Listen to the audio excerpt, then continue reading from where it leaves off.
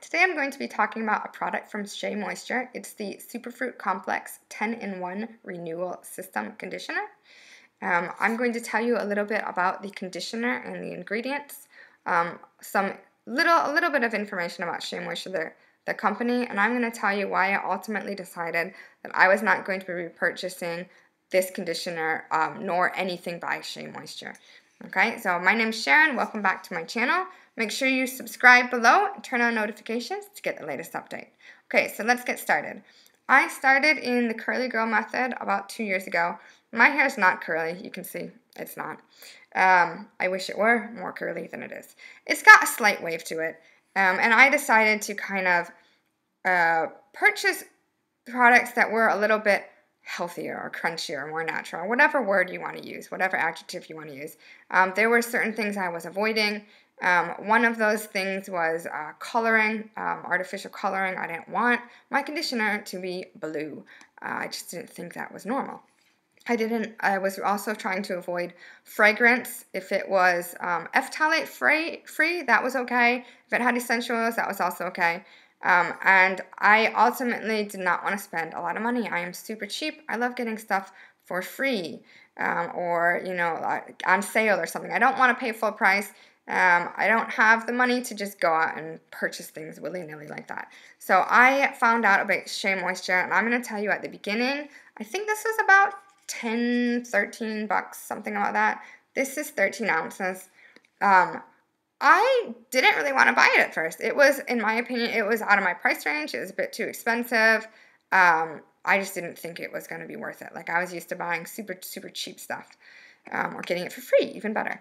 I ultimately decided to get it. I had heard rave reviews about Shea Moisture, and now when I got this was before all the issues came out with the commercials and how controversial the commercials were, and also the labeling. If you heard about the INCI labeling, the labels on Shea Moisture, as well as other products, have changed, and Shea Moisture insists, they swear up and down, their products have not changed, they're just complying with the new labeling laws. Other people have taken pictures side by side and been like, how can this be the same? This has obviously changed. And I don't know, honestly, because I do know that with natural products, the consistency can vary so much. Like, it does depend on the weather, like how much rain you get, the soil, and how hot it is when you're harvesting. Just so many factors that can contribute to a variety in products. And I've had that experience when I've bought shea butter. Like, it's 100% shea butter from the same company. And sometimes it's like ivory, and sometimes it's got like a weird green tinge and a funky smell. That's just the way it is. It's like when you go to the store and you find all these different kinds of, like, there's a variety of apples, or, you know, sometimes they just look different. They're not 100% the same. I know they're similar, but there are differences in them. So I decided to use this anyways. Like I said, this was before all the controversy came out. If you look at the ingredients, I'm going to tell you guys a couple of the ingredients in here. The first ingredient is water.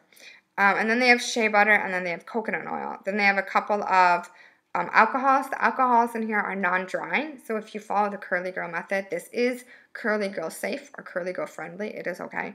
And then they have a couple of carrier oils, some proteins, extracts, and essential oils. So upon first glance, this seemed super good. Like, it was all natural. It seemed fantastic. I also liked the company. Like I said, at the time, this was before all the whatever hit the fan. The company was getting amazing reviews. Like, it was an all-black company that started small and they grew. I am all for supporting niche companies and or small companies, and this at the time fulfilled what my requirements. And they're also pretty ethical. They were giving back to the community as well. So it kind of checked all the boxes. I started using this, and if you follow the curly girl method, you are supposed to add enough conditioner until your hair feels like slippery wet seaweed. And I'm going to show you guys. So I have low density hair, which means, as you can see, I really don't have much hair at all. This is all my hair. It's super thin. I don't have any thyroid issues. I don't have any issues. I just don't have a lot of hair. So when I'm pregnant, it's great because it doesn't fall out. And then after I'm pregnant, it just falls out in clumps. The more I added to my hair, the harder and stiffer and crunchier my hair got, and it was just not pleasant feeling at all. And I came to realize that Coconut oil, first of all, does not seem to work well on my body, which is a shame because it's so cheap. It's so easily available. Or my hair. It doesn't work. And shea butter, because I have low porosity hair, which means like the cuticle lays flat and my hair takes forever to dry. You saw I barely have any hair. It takes like 6 to 8 hours at least for my hair to dry. And shea butter seems to build up on it. So those were some negatives with ingredients. And then I was looking more into the ingredients, and I wasn't paying that much attention until my daughter had a really bad reaction. And I'm going to link to that video. It's an essential oil video. She had a really bad reaction to essential oils, which are 100% natural.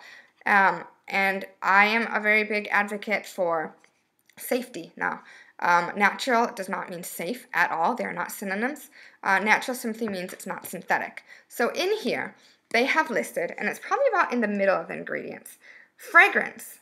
But at first glance, because it says essential oil blend, I was like, oh, okay, well, it's all natural. It's not like a synthetic fragrance. It should be fine.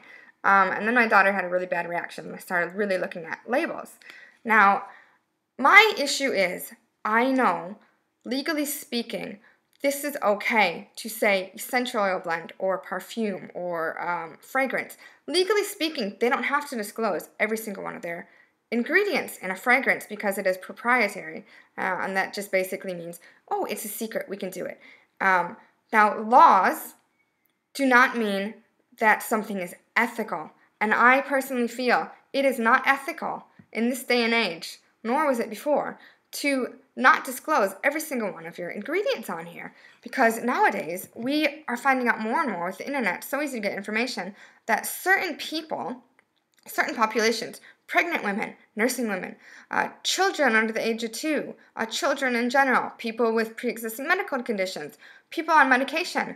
You need to be really careful with some natural ingredients, mainly speaking, essential oils. They are not safe for everyone. And if somebody tells you that they are safe from everyone, you guys need to run far away from them and look for what certified aromatherapists are saying. And my 2 big ones that I go to are Lee Harris and Robert Tisserand. I'm going to link below, and you guys can check them out. I'm not a aromatherapist at all, but if anybody tells you, and it's usually people who sell MLMs, Young Living and doTERRA are the biggest ones, that, oh, all these essential oils, they're natural, they're safe. They're not. Guys, think about this. This is not logical at all. You show me anything in nature, stuff in nature, it's not safe for everyone. Look at poison ivy. Okay, it's safe. Look at like bacteria, viruses. Natural, 100% natural.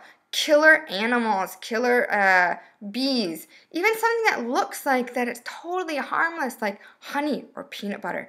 It can harm some people, okay? So natural does not mean safe.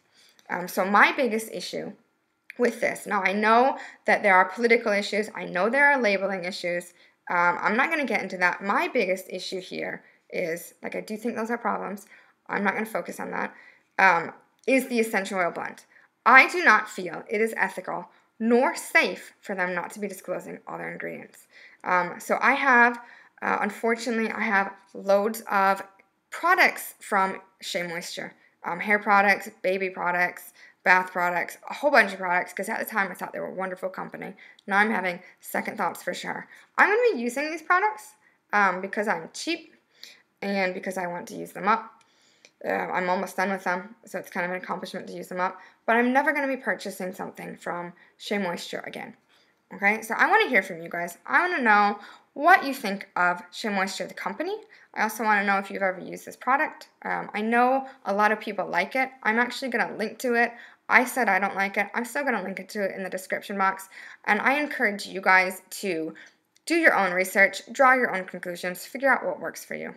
Okay, so let me know your comments below. Make sure to like this video and subscribe to my channel. Turn on notifications so you get the latest updates. See you guys later.